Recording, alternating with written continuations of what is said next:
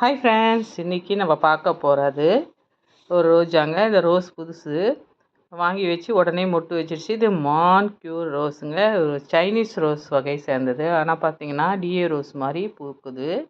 இது ஃபஸ்ட் நாள் பாருங்கள், இந்த மாதிரி தான் பூத்திருந்தது. செகண்ட் நாள் கொஞ்சம் விரிஞ்சா மாதிரி வந்தது. அது வந்து டிஏ ரோஸ் கிடையாது, ஆனால் இது சைனீஸ் ரோஸுன்னு சொல்கிறாங்க.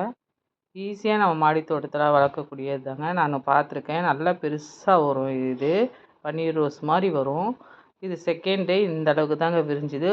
இது வந்து கப் ஷேப்பில் பூக்கிறதுனால இது டிஏ ரோஸ்ன்னு சொல்லுவாங்க. ஆனால் டிஏ ரோஸ் கிடையாது, சைனா ரோஸு. நம்ம கிளைமேட்டுக்கு சூப்பராக தாங்கி வளரக்கூடியதுங்க.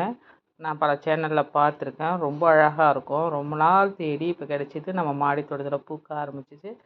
செம்ம அழகுங்க, செம்ம ஹாப்பி எனக்கு. இது முதல் பூ சரியாக பூக்கலாம், ஆனால் செகண்ட் பூ நல்லாவே பூத்துருந்தது.